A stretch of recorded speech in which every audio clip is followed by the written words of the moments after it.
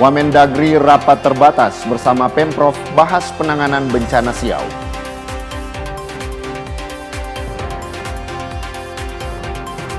Gubernur urung berlakukan kenaikan pajak kendaraan bermotor.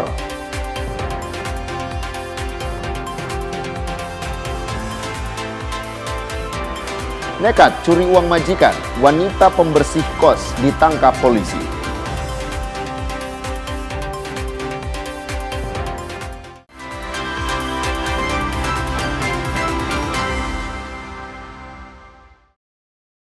Selamat pagi saudara, apa kabar Anda hari ini? Kita jumpa dalam program Kompas Pagi. Selain 3 berita utama tadi, Anda juga bisa menikmati sejumlah informasi menarik lainnya yang dihimpun tim redaksi Kompas TV. Bersama saya Davis Pinontoan, inilah Kompas Pagi selengkapnya, hanya di Kompas TV, independen, terpercaya.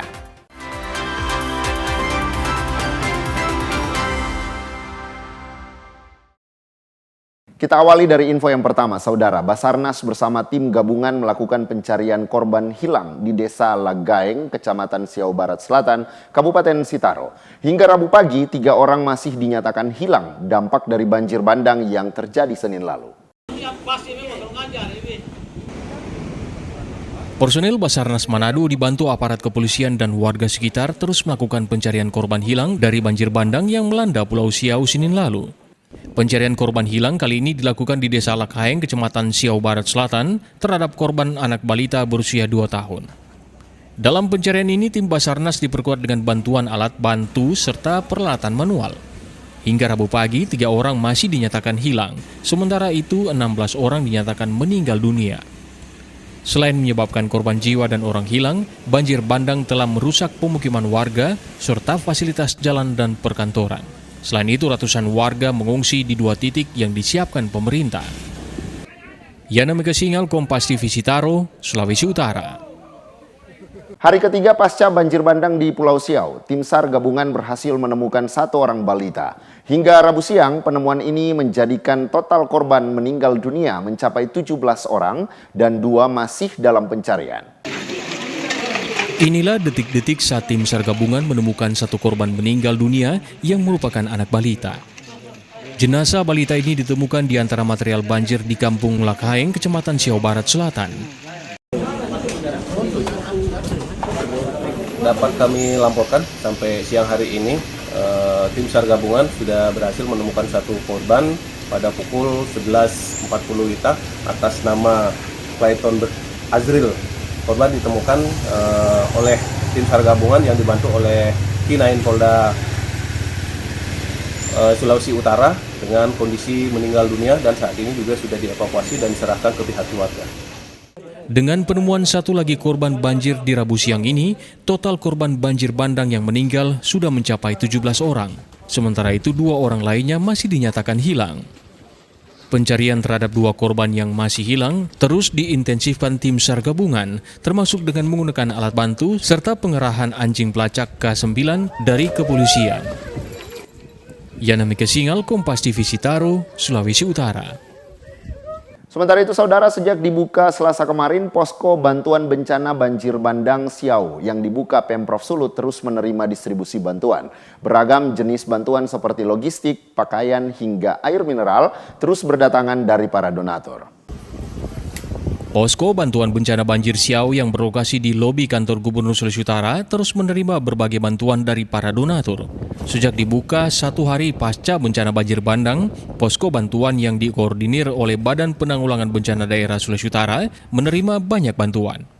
Dari pantauan Kompas TV, bantuan logistik seperti beras, mie instan, air mineral, minyak goreng, pakaian, kasur hingga pampers bayi dan lansia terkumpul di posko. Sekretaris Dinas BPBD Sulut Jerry Hamonsina bilang, bantuan yang terkumpul akan disalurkan sehari setelahnya dari Manado menuju Pulau Siau menggunakan kapal laut.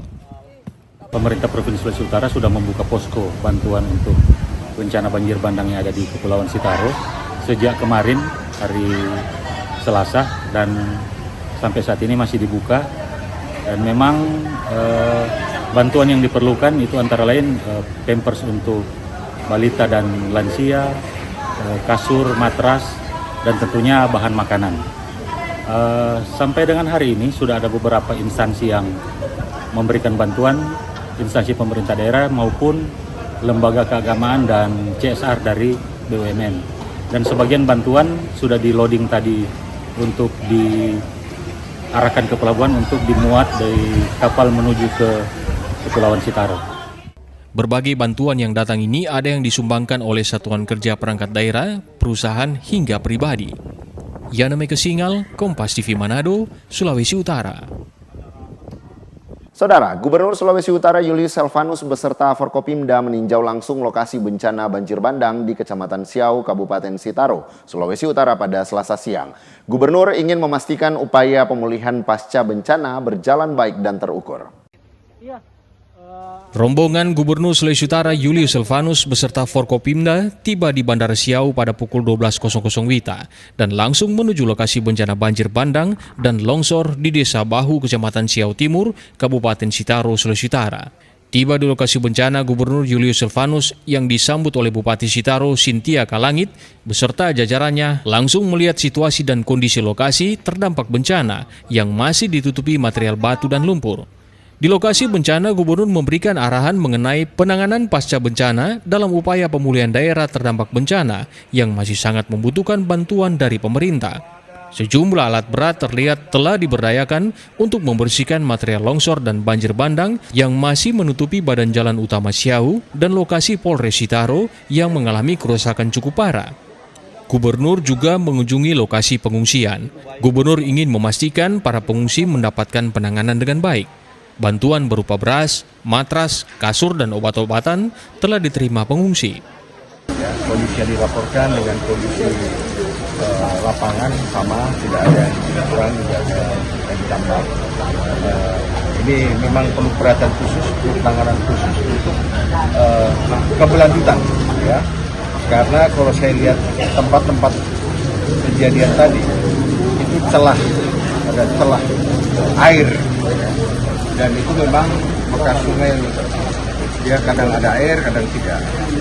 Waktu kejadian itu tiba-tiba air datang dari atas yang begitu deras, ya, melalui jalur itu juga. Sehingga saya lihat lokasi ini perlu ada, ke depan perlu ada relokasi, atau kita lihat bagaimana dari tempat yang lebih aman. Rencananya pembangunan rumah bagi warga yang kehilangan tempat tinggal juga akan diupayakan pemerintah provinsi dan kabupaten. Edward Siwi, Kompas TV Sitaro, Sulawesi Utara. Informasi berikutnya, saudara, usai melakukan rapat koordinasi bersama pemerintah Provinsi Sulut, pemerintah Kabupaten Sitaro dan TNI Polri akan fokus melakukan penanganan pasca banjir bandang di Siau. Penanganan pasca bencana mencakup pencarian korban yang masih hilang, rehabilitasi infrastruktur yang rusak, serta penanganan para pengungsi. Hari ketiga pasca banjir bandang menerjang 9 titik di Pulau Siau, langkah pemulihan terus dilakukan pemerintah daerah, TNI Polri, serta stakeholder terkait. Komandan Korem 131 Santiago Brigjen TNI Martin Susilo Turnip memastikan kesiapan penanganan pasca banjir dilakukan dengan upaya kolaboratif yang melibatkan pemerintah pusat, provinsi, kabupaten, TNI Polri, dan lintas sektoral.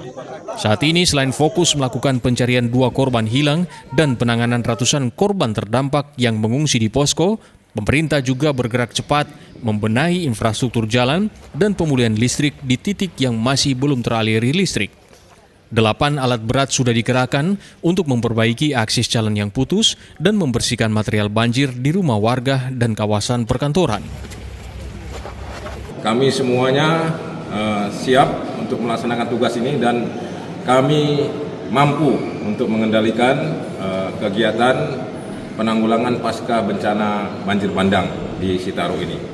Kegiatan tadi sudah disampaikan Ibu Bupati bahwa dalam 12 hari ini penutupan jalan ada 4 titik, 2 sudah selesai dan 2 lagi akan kita laksanakan hari ini sampai beberapa hari mendatang.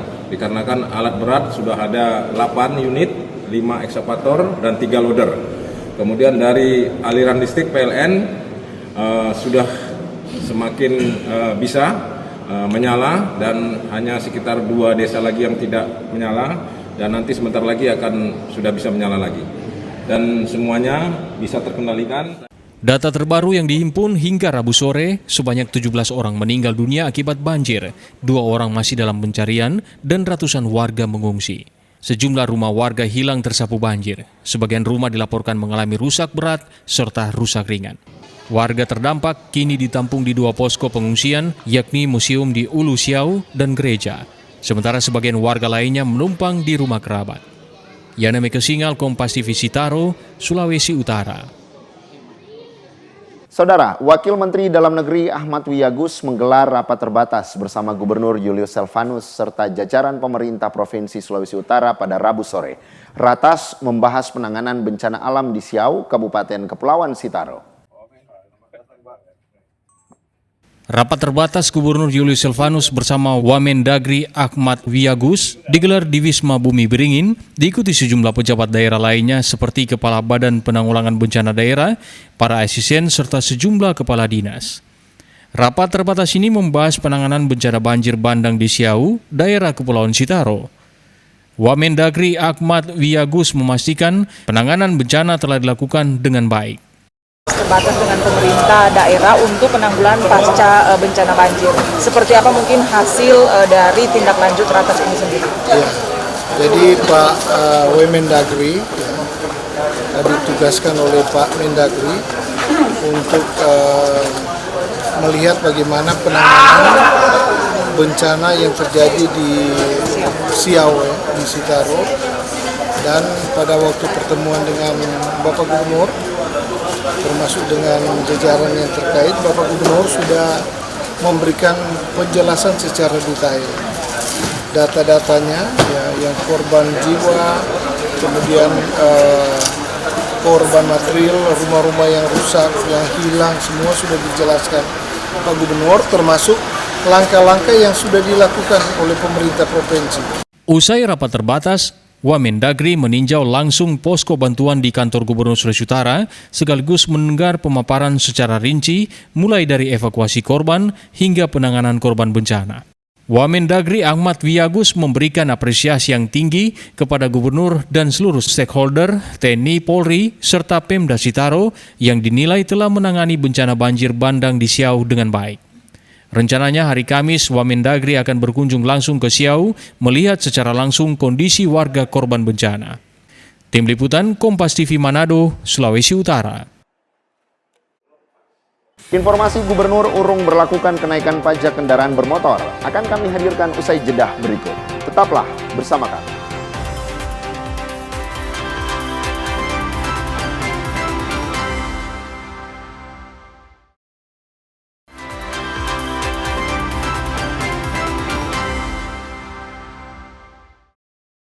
Kembali Anda menyaksikan Kompas Pagi, Saudara. Gelombang dengan ketinggian 2 hingga 3 meter menerjang areal parkir di sekitar kawasan perbelanjaan Manado Town Square dan kawasan Megamas di kota Manado pada Selasa malam.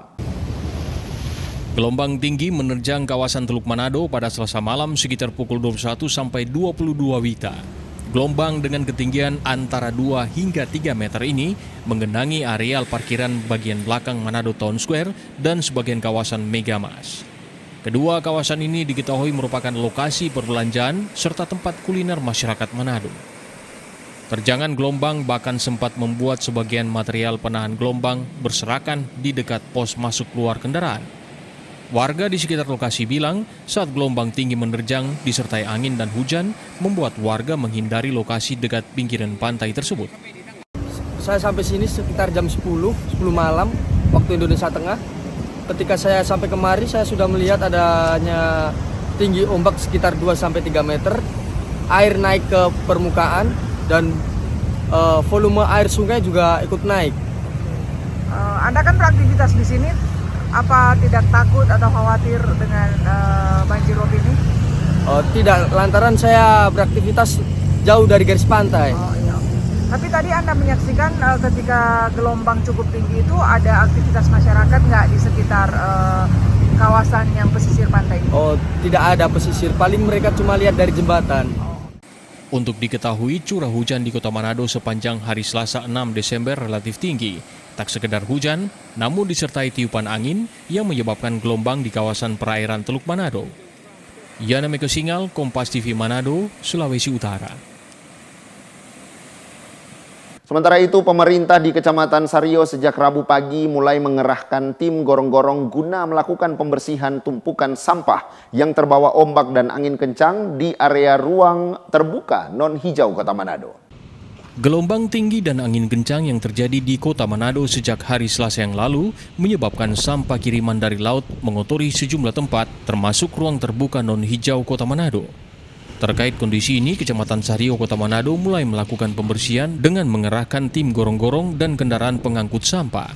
Dan cuaca memang kurang baik, jadi ombak besar, dan ini kurang lihat bersama ini keadaan sekarang ini kan sampah naik semua ke atas gara-gara ombak keras. Jadi pada saat ini tadi malam orang pantau langsung, memang belum boleh bikin apa-apa tadi malam karena keadaan air tinggi. Jadi pada pagi ini orang dengan tim gorong-gorong Kecamatan Sario melaksanakan upaya bersih-bersih di lokasi pasir putih. Jeremia memastikan proses pembersihan salah satu ikon di Kota Manado itu akan diselesaikan dengan segera. Tim Liputan Kompas TV Manado, Sulawesi Utara. Kita ke sorotan lainnya, saudara, penyelidikan penyebab kebakaran Panti Werda Damai Ranumut Manado masih terus didalami polisi. Penyidik Polresta Manado sudah memeriksa 12 orang saksi. Kemungkinan akan ada penetapan tersangka terkait kebakaran Panti Werda yang menyebabkan 17 orang lansia kehilangan nyawa. Penyidikan masih terus dilanjutkan terkait peristiwa kebakaran yang memakan 16 korban jiwa di Panti Werda Damai di Kelurahan Ranumut, Kecamatan Paldua, Kota Manado. Sebelumnya, 12 saksi sudah diperiksa secara intensif untuk meminta keterangan penyebab terjadinya kebakaran. Dalam proses penyelidikan, turut melibatkan bidang penanganan konvensional dan kejahatan terhadap kekayaan negara Kemenko Polhukam. Kolaborasi ini turut mendalami pemeriksaan alat bukti terhadap saksi dan sejumlah barang bukti di lokasi sebelum adanya penetapan tersangka sebagai dalang penyebab terjadinya kebakaran maut ini. Polisi menuturkan terdapat dugaan unsur kelalaian oleh pengelola terhadap prosedur keselamatan dalam gedung Panti Werda tersebut. Saat ini memang masih dalam proses penyelidikan. Kemudian nanti tentunya kami akan mendorong pihak kepolisian dalam hal ini Polresta Manado supaya betul-betul melaksanakan penyidikan ini sesuai dengan kaidah-kaidah yang ada. Artinya kita harus menetapkan dahulu sesuai dengan permasalahan yang ada, sesuai dengan ketentuan, apakah ini memang memasuk unsur kelalaiannya atau tidak. Kemudian setelah itu harus dilaksanakan gelar nantinya dengan melibatkan seluruh stakeholder dari pemerintah daerah, dari pihak keluarga. Kemudian nanti akan disimpulkan apakah nantinya perkara ini akan tetap kita lanjutkan untuk memberikan efek jera kepada pelakunya. Kemudian apakah nantinya perkara ini harus kita hentikan dengan dasar kemanusiaan. Upaya penyelidikan dan penyidikan yang sudah dilakukan oleh tim dari gabungan Direktorat Reserse Kriminal Umum Polda Sulawesi Utara dan Satreskrim Polresta Manado sudah dilakukan pemeriksaan terhadap 12 orang saksi. Kemudian ada yang mengetahui bahwa sebelum kejadian kebakaran listrik itu padam. Ini keterangan-keterangan yang diperoleh dari hasil pemeriksaan terhadap para saksi.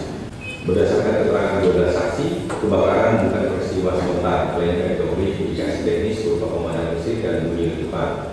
Jadi awal api secara konsisten disebutkan berada di area dapur. Terdapat indikasi kelalaian dalam pengelolaan sarana-prasarana khususnya instalasi listrik dan sistem keselamatan kebakaran. Hingga saat ini penyidik belum menetapkan tersangka dan masih menunggu hasil resmi dari laboratorium forensik serta keterangan ahli. Penyidikan akan difokuskan pada pertanggungjawaban pengelola yayasan dan aspek teknis instalasi listrik sesuai ketentuan.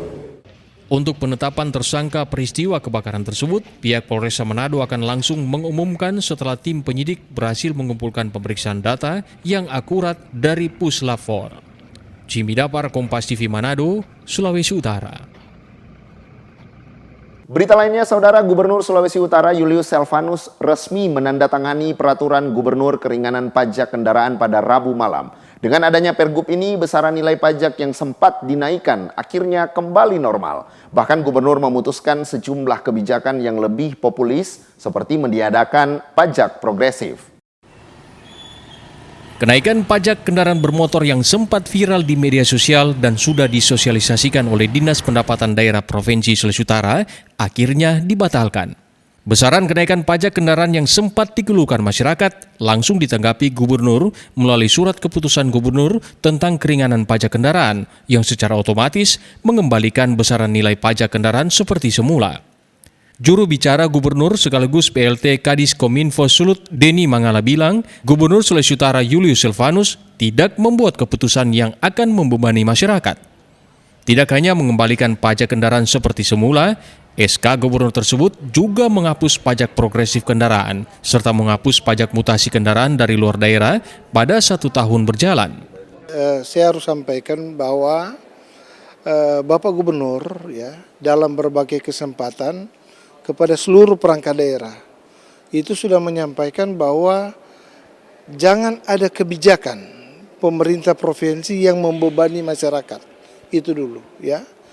Sehingga terkait dengan isu yang berkembang saat ini terkait dengan kenaikan pajak kendaraan bermotor, Pak Gubernur sudah mengambil kebijakan bahwa tidak ada ya kenaikan pajak kendaraan bermotor. Itu pertama.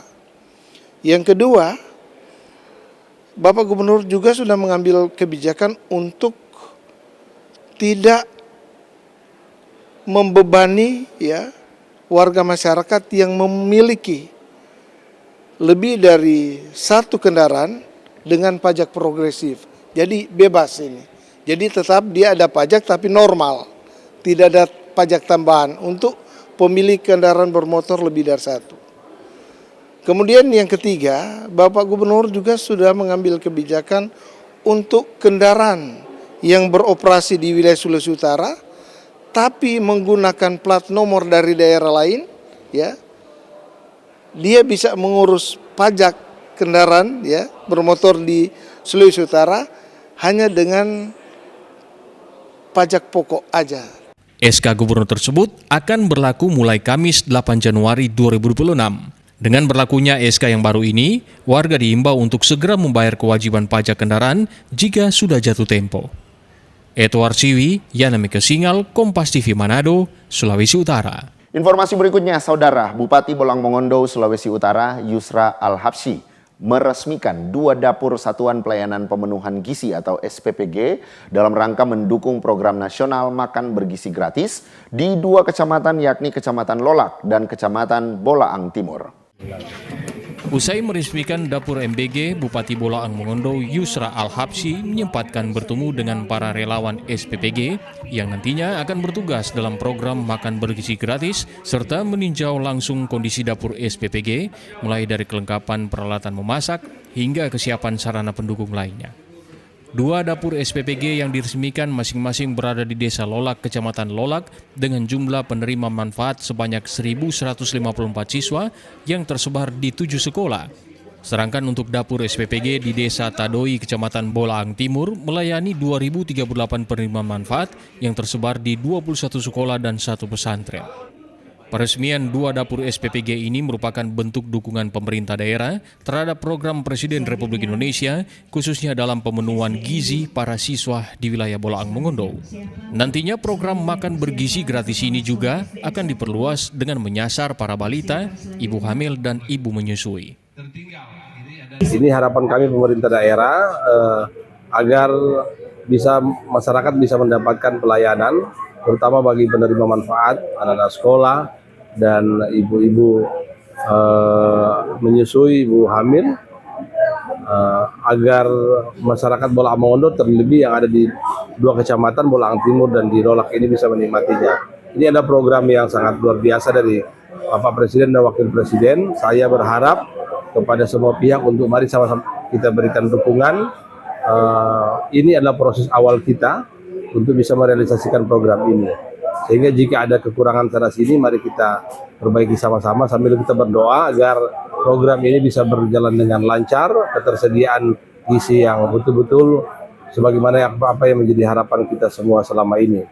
Bupati juga menegaskan pengawasan secara ketat terhadap operasional dapur SPPG akan dilakukan guna mengantisipasi hal yang tidak diinginkan terjadi, sehingga program makan bergizi gratis di wilayah Bolaang Mongondo berjalan aman dan lancar dan tentunya tepat sasaran. Rahman Rahim, Kompas TV, Kota Mubagu, Sulawesi Utara. Saudara, informasi dari Gorontalo, nekat curi uang majikan, wanita pembersih kos ditangkap polisi. Usai jeda, tetaplah bersama kami.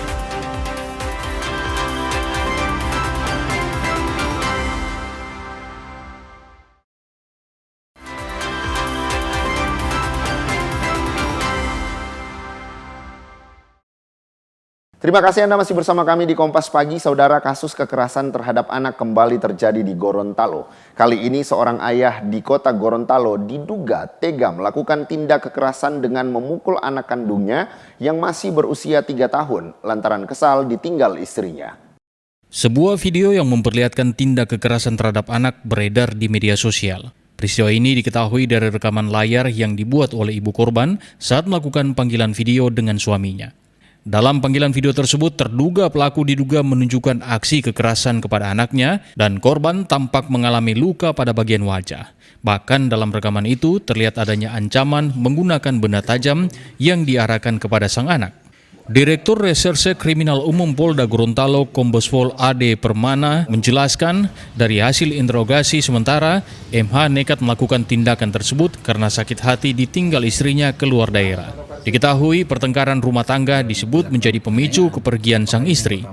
Terduga pelaku meminta istrinya segera pulang. Karena tidak digubris, terduga pelaku melampiaskan kekesalannya kepada anaknya. Motifnya memang pada saat sudah beberapa hari ini, ibu korban atau istri dari pelaku ini pergi meninggalkan rumah. Karena permasalahan rumah tangga. Dia kembali atau pergi ke luar daerah, tepatnya di provinsi sebelah kita. Kemudian dia telepon, video call dengan harapan bahwa apabila si istrinya ini tidak kembali, harapannya dia ingin istrinya kembali dengan video call tersebut bahwa anaknya sudah menjadi korban. Berapa lama mereka begitu Pak? Bisa begitu?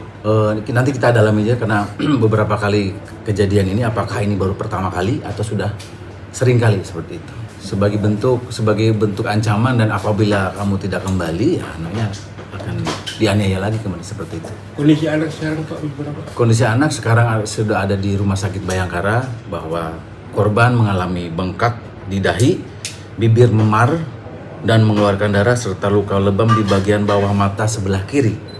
Luka lebam di pipi bagian kiri dan kanan. Itu penyebabnya dipukul dengan menggunakan tangan kosong kalau dari pengakuan dari pelaku. Kemudian nanti kita akan dalami apakah karena di video juga ada membawa senjata tajam ya, apakah itu juga digunakan atau tidak. Saat ini terduga pelaku telah diamankan di Mapolda Gorontalo dan masih menjalani pemeriksaan mendalam. Sementara korban saat ini masih menjalani perawatan di Rumah Sakit Bayangkara karena mengalami beberapa luka di bagian wajah dan mengalami trauma. Agustiar, Kompas TV, Gorontalo.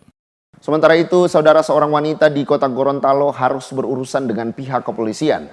Wanita yang bekerja sebagai pembersih kamar kos tersebut diduga nekat mencuri uang milik majikannya dengan cara membobol brankas di dalam kamar kos. Seorang wanita di kota Gorontalo diamankan polisi setelah diduga mencuri sejumlah uang di brankas milik majikannya, tempat ia bekerja sebagai pembersih kamar kos. Pelaku menjalankan aksinya dengan masuk melalui jendela, lalu membobol brankas yang berada di dalam kamar kos. Dari dalam brankas, pelaku membawa kabur uang sebesar Rp8.750.000. Dari tangan pelaku, polisi mengamankan barang bukti berupa uang hasil curian, serta sebuah kunci dan sendok yang digunakan untuk membobol brankas. Memasuki kosannya korban dengan cara memasuk lewat jendela. Kemudian tersangka mengambil uang sejumlah Rp8.750.000 yang ada di dalam brankasnya korban dengan menggunakan alat bukti ataupun barang bukti, kunci dan sendok dengan merusak brankas. Kemudian hubungannya tersangka dengan korban, yaitu tersangka ini adalah pekerja ataupun tukang bersih-bersih kosannya korban, sehingganya seluk-beluknya kamarnya si korban telah diketahui oleh tersangka.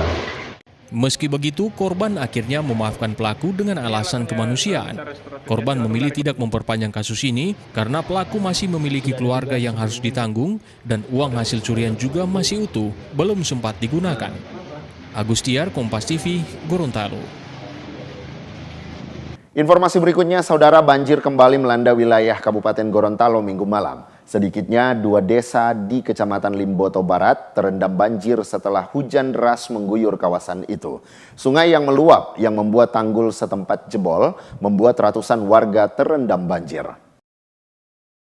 Sedikitnya 120 rumah dan 146 kepala keluarga di Desa Tunggulo dan Hayahaya, Kecamatan Limboto Barat, terdampak banjir akibat hujan deras mengguyur kawasan itu pada Minggu sore. Hujan dengan intensitas tinggi yang terjadi sejak sore hari membuat debit air sungai meningkat tajam, membuat tanggul di salah satu titik jebol hingga air pun meluap ke pemukiman warga. Hingga Senin pagi beberapa rumah terpantau masih terendam meski banjir sudah surut. Terlihat beberapa warga masih membersihkan rumah mereka dari sisa-sisa banjir. Salah satu warga bilang air yang datang secara tiba-tiba membuat warga panik, bahkan tak sempat menyelamatkan barang mereka. Tiba-tiba. Jam berapa dia naik air? Maghrib, pas sembahyang maghrib. Jadi ketinggian air kira-kira berapa? Ini lewat itu jalur sini jendela. 1 meter ada? Iya. Tinggi sekali. Sempat selamatkan barang-barang itu sempat? Tidak sempat, basah semua. Ini kira-kira DP air itu dari mana? Tanggul jebol. Kepala Seksi Kedaruratan BPBD Kabupaten Gorontalo bilang saat ini pihaknya akan berkoordinasi dengan pihak Balai Sungai untuk segera memperbaiki tanggul di Sungai Marisa yang jebol agar peristiwa serupa tidak akan terjadi. Mereka sekarang ini tinggal ada melakukan pembersihan. Itu kejadian Tunggulo sama Hayahaya itu, Hayahaya ini Pak ya sudah menjadi langganan dari mungkin hujan sedikit pasti banjir.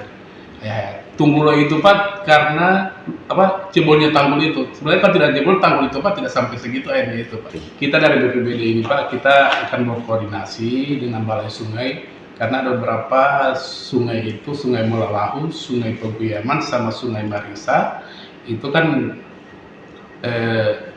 tanggulnya yang ambruk, yang buat jebol. Jadi kita akan berkoordinasi dengan Balai Sungai, mungkin melewati Pakalak dengan sama Kadis PU akan koordinasikan ini karena tanggung jawab sungai ini kan balai Pak. Kita pada prinsipnya Pemda mensupport. Selain merendam pemukiman warga, banjir juga merendam lahan pertanian milik warga dan salah satu sekolah yang berada di Kecamatan Limboto Barat. Agustiar, Kompas TV, Gorontalo. Berbagai cara dilakukan warga di Gorontalo untuk mengisi libur tahun baru. Salah satunya dengan berkemah di wisata Oto Camping yang berada di Kabupaten Bone Bolango, Gorontalo, yang menawarkan keindahan, kenyamanan, dan jauh dari keramaian. Bagi Anda yang ingin mengisi liburan awal tahun 2026 dengan konsep alam, tak ada salahnya mencoba wisata Oto Camping yang berada di tengah perbukitan Desa Tupah, Kabupaten Bone Bolango, Gorontalo. Dengan mengusung konsep alam yang masih terjaga menjadi daya tarik tersendiri di tempat wisata ini. Pengunjung dapat menikmati pengalaman menginap layaknya villa pribadi di tengah alam. Selain itu tersedia pula areal khusus bagi wisatawan yang ingin mendirikan tenda untuk berkemah. Untuk menuju lokasi wisata ini cukup mudah. Perjalanan menuju Desa Tupah dapat ditempuh sekitar 20 menit dari pusat kota Gorontalo. Setelah itu, perjalanan dilanjutkan sekitar 10 menit menggunakan sepeda motor atau kendaraan roda 4 yang telah disediakan oleh pengelola. Tempat wisata ini masih mempertahankan kondisi alam sekitar, mulai dari mata air yang berasal dari sebuah pegunungan hingga fasilitas listrik yang menggunakan tenaga surya. Kalau dari konsep wisata ini sebenarnya kan berawal dari hobi kan. Ini konsepnya kan privat dan kita jual suasana alam. Kita di sini bergantung di alam semuanya, listrik kita ambil dari matahari dan air kita ambil dari air pegunungan, dari mata air langsung. Jadi suasananya memang suasana alam. Kita tidak jual fasilitas yang mewah karena memang suasana kita kan di tengah hutan, jauh dari keramaian. Kalau di sini yang pertama kolam renang ya.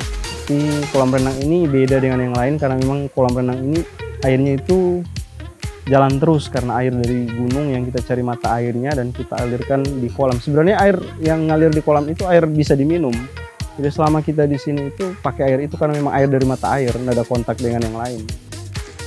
Jaraknya yang tidak terlalu jauh dari pusat kota dan suasananya yang masih alami serta asri, ditambah suara aliran sungai serta suara kicauan burung di pagi hari, membuat tempat wisata ini terasa nyaman untuk berlibur bersama keluarga dan juga rekan kerja.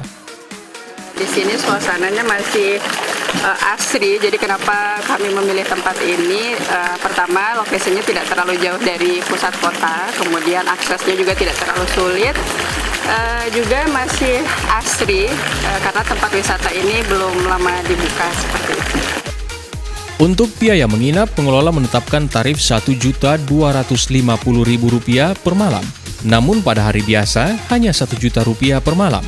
Harga tersebut berlaku untuk maksimal 10 orang dengan fasilitas yang telah tersedia. Agus Riar Syafruddin, Kompas TV, Gorontalo. HAP ke-80, Menak lepas jalan santai kerukunan di Bone. Tetaplah di Kompas Pagi.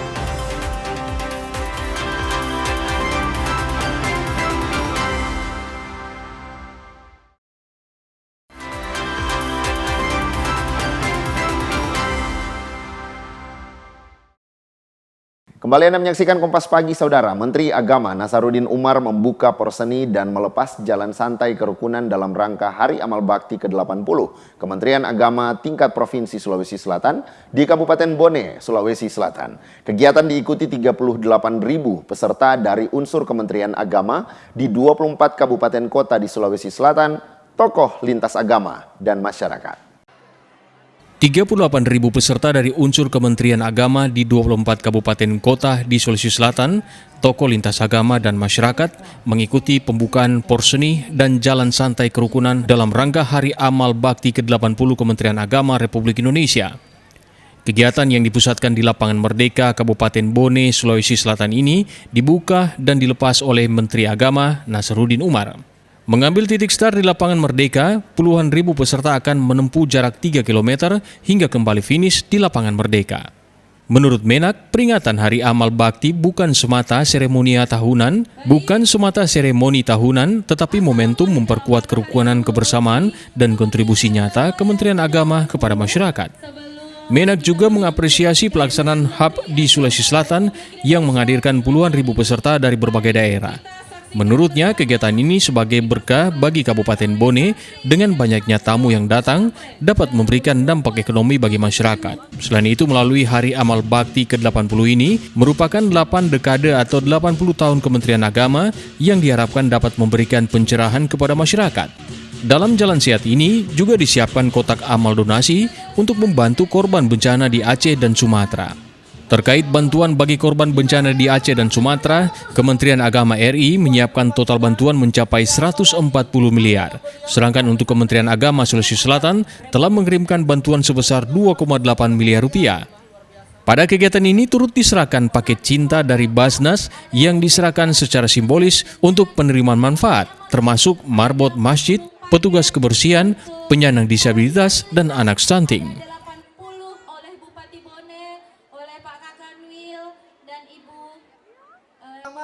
Hari Amal Bakti tahun depan akan digelar di kabupaten lain agar seluruh daerah merasakan manfaat dan semakin mengenal program Kementerian Agama. Selain jalan sehat, Kemenak juga menyelenggarakan sejumlah kegiatan dalam rangka HAP seperti donor darah, bakti sosial dan zikir, dan doa kebangsaan. Arif Tirtana, Kompas TV, Makassar.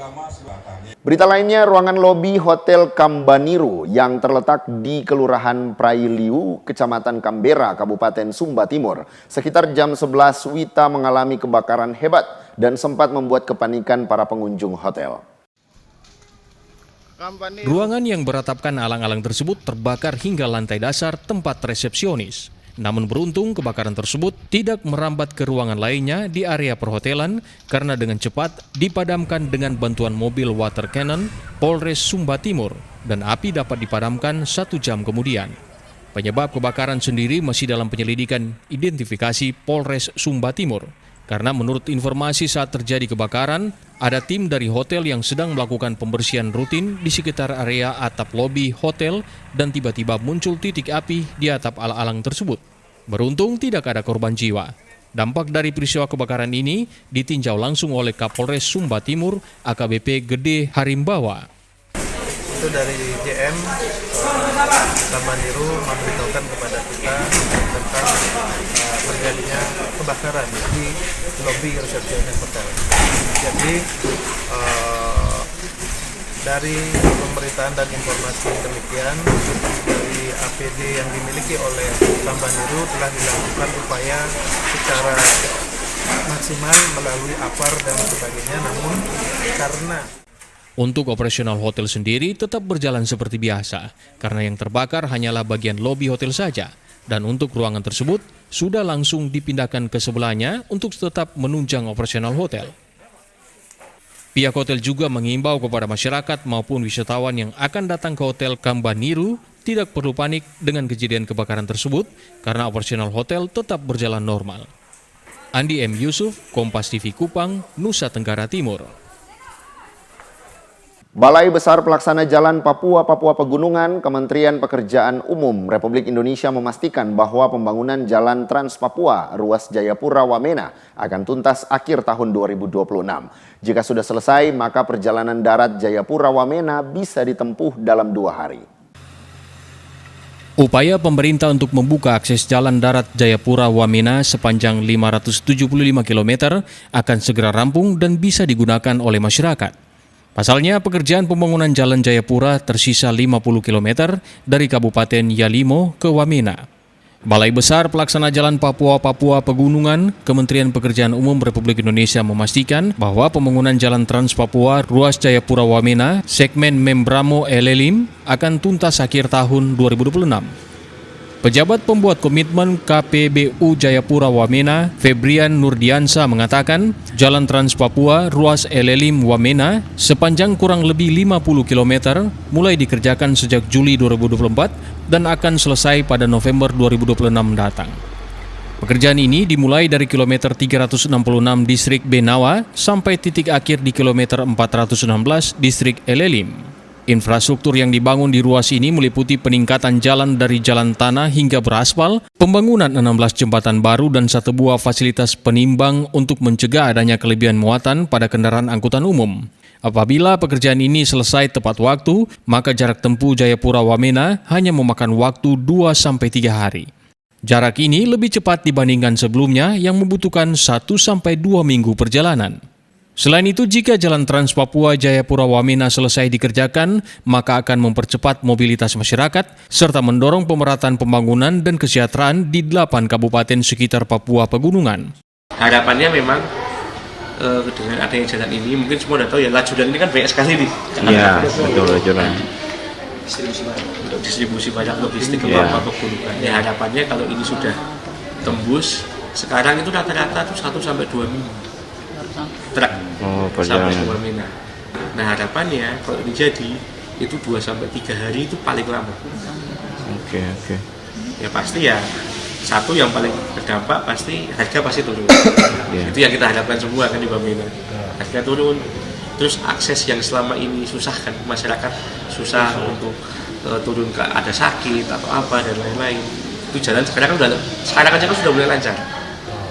Terus mungkin yang kalau apalagi teman-teman media di sini dulu sering dengar jalan macet lajuran itu tertahan gitu. Sekarang kan sudah hampir minimal sekali. Saya nggak bilang nggak ada, tetap masih ada. Tapi respon kita lebih cepat. Meski dalam pelaksanaan pekerjaan banyak ditemukan hambatan seperti longsor, jalan basah dan banjir, namun Balai Besar Pelaksana Jalan Papua Pegunungan optimis bahwa pekerjaan akan selesai tepat waktu. Vindi Rakmeni, Kompas TV Jayapura, Papua. Berita lainnya, saudara, berawal dari eksperimen rumahan kreasi hijab seorang ibu rumah tangga di Makassar sukses menembus pasar ekspor dengan menciptakan pewarna hijab dari sampah organik rumahan. Produk hijab miliknya menarik perhatian pembeli dari India dan Malaysia. Andi Tiara Purnama Pertiwi, ibu rumah tangga yang berusia 48 tahun ini, sedang sibuk membuat pola, menggambar dan menjahit jadi aktivitas rutinnya sejak 4 tahun terakhir. Tapi siapa sangka dari rumahnya di Jalan Korban 40.000 jiwa di Kota Makassar, Tiara melahirkan karya yang bisa menembus pasar ekspor. Berbekal ilmu sains dan kemampuan lukis, Tiara membangun usaha hijab miliknya dari rumah. Bukan hijab biasa, tapi hijab lukis uniknya, bahan pewarna yang digunakan Tiara bukan bahan kimia, tetapi bahan alam seperti kulit pisang, mangga, dan sari rumput laut. Tiara sukses membuat inovasi pewarnaan kain dari sampah organik. Sari sampah organik ini jadi bahan pewarna utama di motif hijab Sulawesi Selatan. Tiara memang berfokus pada kearifan lokal, melukis pola-pola bertema Sulawesi Selatan seperti kapal pinisi, aksara lontar hingga motif kupu-kupu. Membuat pewarna organik susah-susah gampang, apalagi bahan utama harus dikeringkan di bawah sinar matahari langsung. Setelah diracik dari sampah organik ini, akan didapat pasta. Tapi Anda harus sabar karena warna pertama dan warna akhir akan berbeda. Seperti hasil sari rumput laut dari pasta berwarna biru pekat, saat diaplikasikan ke kain dan kering sempurna, warnanya akan berubah menjadi kuning, sehingga butuh ketelatenan untuk mendapatkan warna yang diinginkan. Usaha hijab Tiara mampu menembus pasar ekspor setelah mendapat binaan dari Bea Cukai Makassar. Sejauh ini baru 2 negara yakni Malaysia dan India dan sudah mengirim ribuan lembaran hijab dan baju. Yaitu hijab dengan pewarnaan alam yang tadinya dari ekstra sampah rumah tangga, ekstra pisang, kulit pisang kita buat pewarnaannya, sekarang kita coba untuk ke rumput laut. Yang mana rumput laut itu memberikan warna yang sangat bagus, birunya lain dari yang sintetis-sintetis yang lain. Dan alhamdulillah dari pewarnaan itu kami mendapatkan beberapa buyer dan sudah ekspor menjadi 1.000 pieces. Warna-warna yang dihasilkan apa saja itu?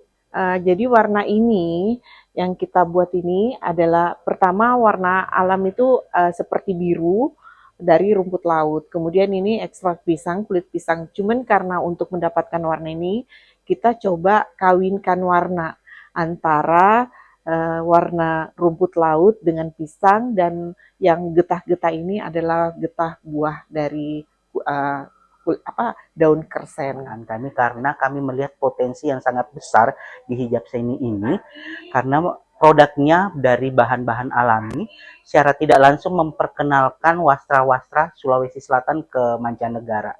Nah, pendampingannya tentunya kami asistensi dari bidang ekspor, mulai memperkenalkan bagaimana kualitas produk untuk diekspor ke negara mana saja berpotensi untuk memperkenalkan produknya ini. Nah, terakhir di tahun ini hijab seni berhasil ekspor ke India sebanyak 1.000 pieces jilbab dengan khas motif Sulawesi Selatan.